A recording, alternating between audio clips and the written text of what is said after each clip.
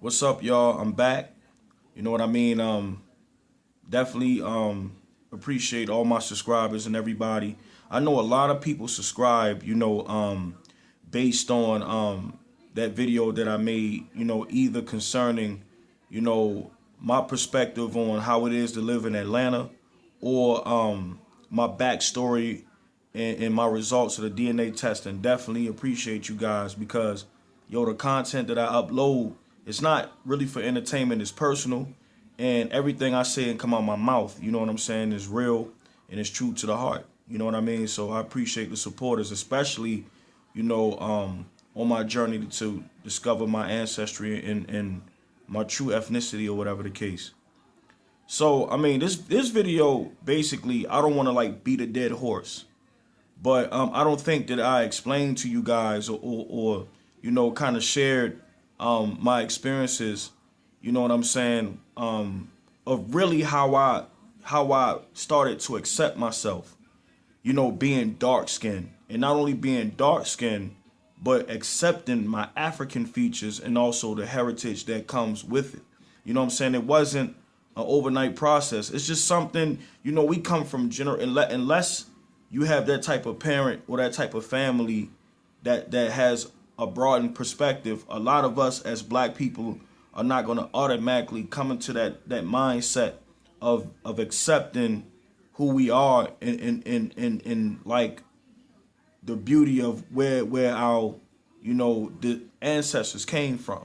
You know what I mean? It's just something that has to be reprogrammed, or we have to accept that, because a lot of us, in African American community, we believe a lot of what the media says. So it's either we don't get the full information about our history, or we get half information. So it's either nothing at all or a total lie. So that's basically what what a lot of us have to work with. Plus years and years and years of stereotypes and misinformation being passed down, through relatives and stuff like that. So, I have to say that, when you accept yourself, as a person of color, you have to accept, your African ancestry. You can't look in the mirror and accept yourself, and then in turn, you don't accept Africa or Africans, because we inherited our features and our skin color from Africans, not just your mom or your dad. They are descendants of descendants of descendants of descendants of people that came from that continent. So, for me, the more I became comfortable with myself, being dark skinned, my lips, my nose, or whatever the case, I accepted that any beauty that I see in myself, I've gotten it from, the ancestors, or I've gotten it from this is a gift that they left me with, to never forget who they are and where our lineage comes from. So I look at it as a gift, like Marcus Garvey said, it's not a badge of shame. You know what I'm saying?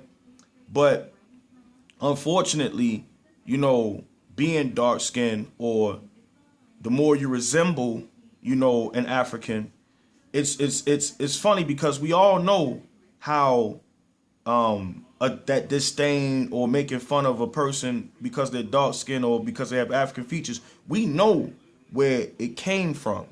But yet, a lot of times, those type of that type of ignorance is perpetuated in the black community among us. We keep it going. We the ones, you're African booty scratcher, or you so black, or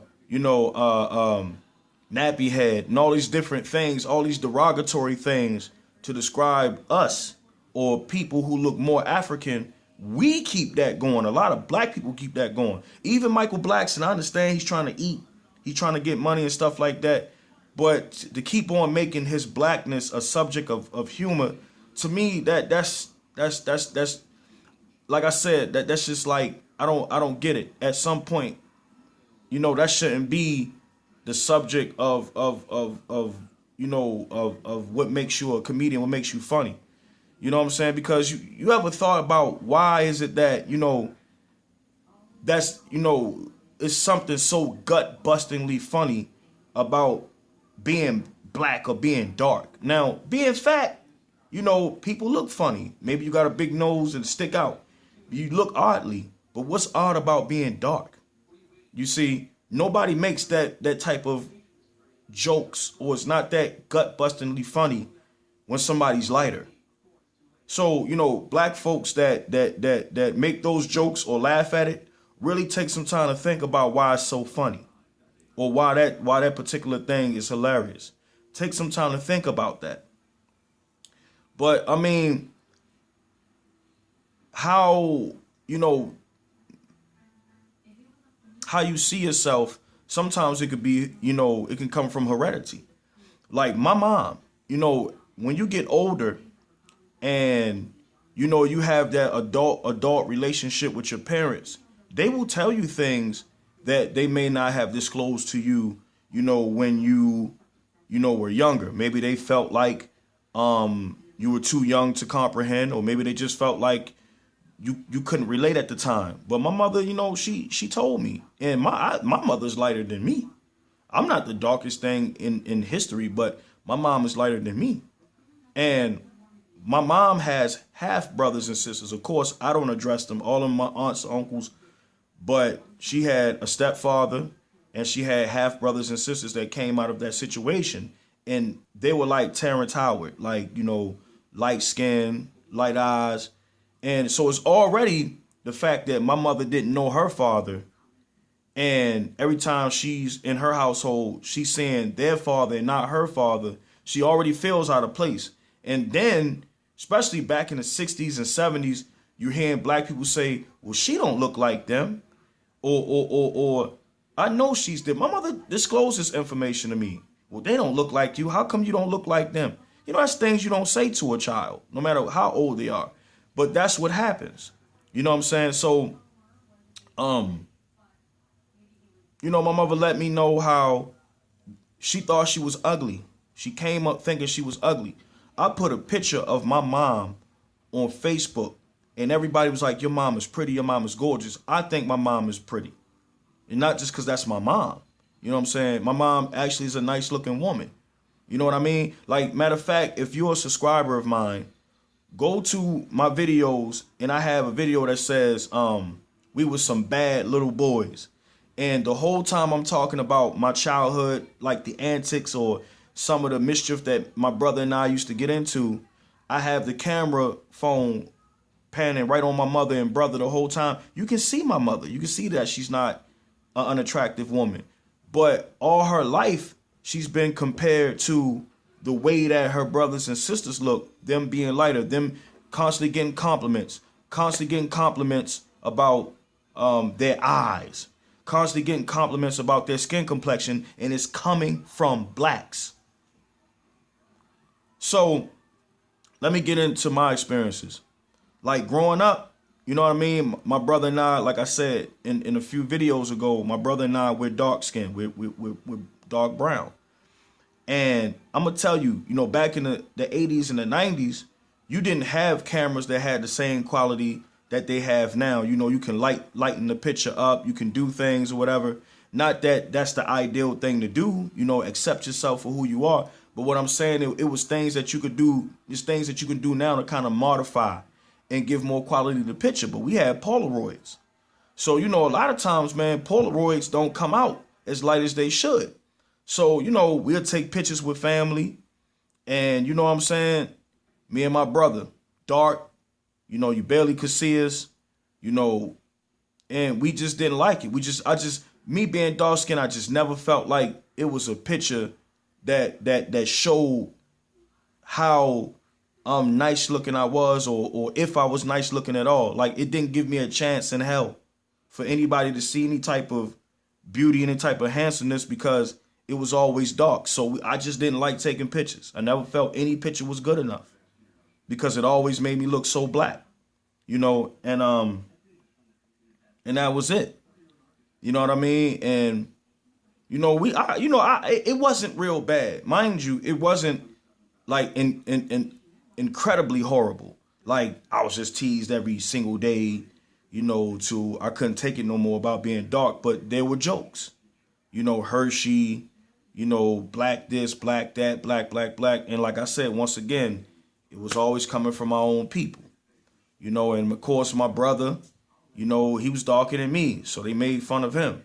You know what I mean? And we were ignorant because I got twin cousins and we used to refer to the darker twin as the black twin when all of us are black, you know what I'm saying, ethnically, being African descendants. But that's where our mind was.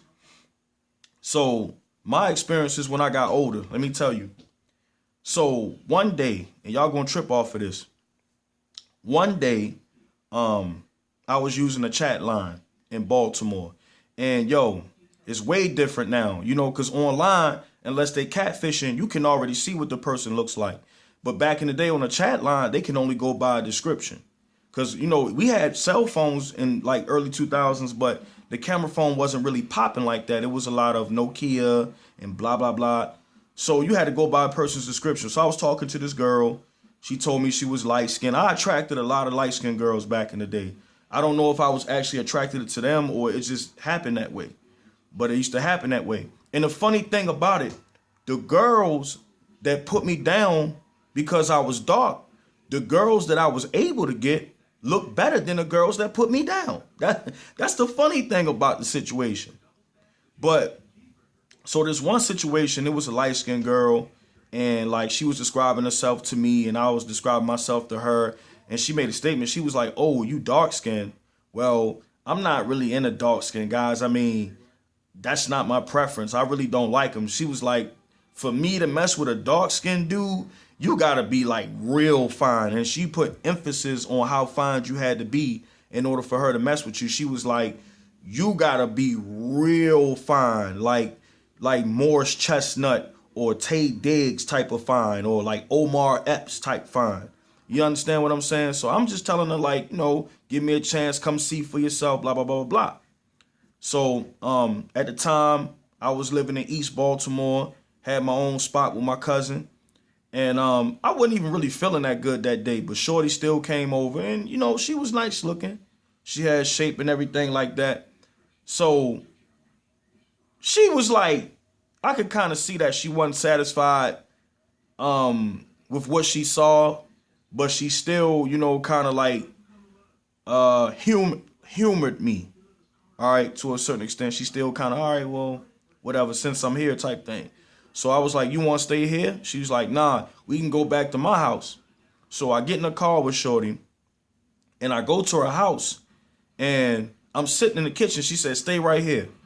Bruh, this girl had me sitting in the kitchen for an hour. She just left me. She went upstairs and left me. And then whoever that was that was over, that was in her house, sister, cousin, whoever, she came out here. She was like, such and such had you waiting down here all that time? If she ain't wanted to deal with you or whatever, she just should have left you where you was. I'm going to go and get her. So after an hour and almost 30 minutes of me just sitting there, I don't know where she went in the house. She came back and said, oh, you ready to go? And I don't know if she dropped me off or my cousin came and picked me up. I forget, but I just know instead of her letting me know that she wasn't satisfied with what she saw, she just had me sitting there. You know what I mean? Another situation, man, I was with my dude. This was like 2007. I was with my dude from New Orleans. And, he was like a tan complexion. And at the time, the whole, dreads and gold teeth, that was really popping off. But, he had that. He was light brown skin. He had long dreads with the gold tips. He was a pretty boy, you know what I'm saying? And he was like, yo, come with me, these girls, such and so forth. And I was like, yo, I don't know, cuz, you know what I'm saying? Let me go, let me check them out. I don't like for you to just throw no girls in my face or me just whatever. I'm not that type of dude. I got to feel them out and hope that there ain't no foolishness behind it. So we meet up like, we got Quick Trip down here in Atlanta. The other story I told you, that was in East Baltimore, but I'm in Atlanta now. And so the crazy thing about it is, I park with him. We up in the Quick Trip, and the girls park next to us. So I guess You know, the girls can't be seen with us. One got a dude, but then kind of stepping off. So the girl pulled up with her and her homegirl, and me and my dude from New Orleans sitting in the car. So she gets out her car. I go to the back seat. She's sitting in the front seat with him. So he kind of tapped me and was like, yo, go in the car with the other girl. So I go to knock on the window and I open the door and I sat next to Shorty. She was like, how you doing? Shook her hand. I was like, what's up? And she was like, nothing, I'm just chilling. But this is my homegirl boyfriend car or something stupid. This is my homegirl boyfriend car or my car. You know what I'm saying? And I don't know how I feel about no guys sitting in the car. Yo, it was crazy, man. So, you know, she was just trying to blow me off. Like, I don't know if you should be sitting in the car with me and this. So I'm mad. So I go, you know what I mean, in the store, I go get a Black and Mild. And my dude comes out the car, sitting from the other girl. He like, what's going on? You straight? You straight? I was like, nah, man, Shorty told me to get out the car. He was like, what? He's like, you want to go home? I was like, yo, take me to the crib, man. So he said, yo, I'm going to take my boy to the crib. Follow me. So I get in the car with him, and he asked me what's going on. I said, man, Shorty just said she ain't feeling me. She don't like this or that. So he got out the car and was like, yo, you ain't feeling my man? And she basically was like, I don't like dark-skinned dudes with big lips and big noses and this and that and all this and all that. You know what I mean? And so he was like, man, my man straight, man. So we ride. He said, hold on, though. So he told me he gonna go past his other homeboy's house. And he told them to follow us. So when they were following us, you know, we stopped. Well, let me get this right. They were following us to his other homeboy's house, right? And so when we got to his homeboy house, they parked behind us. Now his homeboy is light skinned, and I mean like Chris Brown light skinned. He didn't look like Chris Brown, but he was Chris Brown light skinned. And I heard her say, "See, that's what I'm talking about. That's what I'm talking about. Red, light skinned, and fine." And she was just like killing me, yo. You know what I'm saying? So it's crazy, bro. And so that's why, like, I embrace who I am. I embrace the African. I embrace being myself because, yo, you can't sit around and wait for somebody else to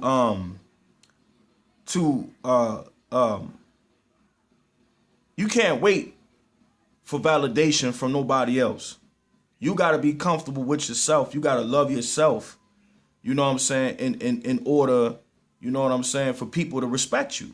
It got to come from within. You can't wait for somebody else to validate you, man. And that's why I say, man, that's why one thing I say about Jamaica, yo, I love Jamaica. When you hear me say, one day when I go to Jamaica, you're going to hear me say I'm home.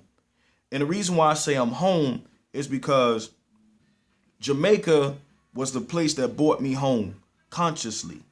You know what I mean? Well, I'm not going to lie. I've been had a certain consciousness. But reggae music, you know what I'm saying? To me, reggae music told a story. Every time you go to Jamaica, like, matter of fact, if you ever seen that Bob Marley movie called Marley, when the movie first starts, it's a narrator. It's a Ghanaian man. And he said, this is Cape Coast Castle. And he talked about how many slaves were brought, you know, to the Americas from this castle where they shipped our ancestors from. And he showed us the door no return. And he said, slaves that were brought out here never came back. And then they showed Bob Marley. And that's why I love Jamaica. Because it's so African. And I know Jamaica is mixed. It has a little bit of the Arawak influence, a little bit of the Indian, a little bit of the Spanish, but that's a black island. And reggae music makes you, they made it cool to be black. Not even just black, but African, of African descent. When you grow up, you know, and it's this cutoff.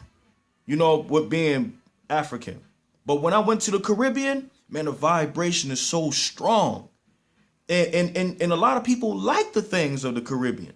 You know what I mean? But they don't understand a lot of the things they like in the Caribbean, a lot of it stems from Africa. And so the reason why I love Jamaica is that Jamaica prepared me to go back home mentally. You know what I'm saying? And appreciate it. So, yo, just love yourself. Don't wait for somebody else to validate you, to validate your beauty as a person of color. Because it's going to always be people that's not going to accept it or accept you. It's so funny that, you know, human beings, we accept diversity in the natural world. You know, if you was to see, like, I've seen these Photoshop pictures of like a black lion, a white lion, but the black lion, oh, that'd be dope if you saw a lion that was black as like a Black Panther or cougar. Yet, when somebody is that black or human, it's ugly. Crazy, man, crazy. You know what I mean? So, yo, love yourself. Love your heritage. You know what I mean? Because at the end of the day, man, Jehovah don't make no mistakes. You know what I mean? And just like Pac said, they say the darker the berry, the sweeter the juice. I say the darker the flesh, yo, the deeper the roots. You know what I mean? It's a blessing to be who you are, even if you dark, light, whatever. And definitely, if you understand the blessing of melanin, then you'll really appreciate who you are. So, yo, peace. That's my experiences, man. And I'm going to keep on pushing. And definitely, I got to get a better camera. I'm going to have more content for you guys. I'm going to be traveling. I want to go to Hawaii, Ethiopia, back to Johannesburg, South Africa. I really want to go to Cape Town. So when I link up with my peoples, it's on. Y'all going to get the content. But otherwise than that, yo, peace. Y'all be strong, all right? Don't forget our folks. You know what I mean? Because this is what they left us. You know what I mean? Peace out.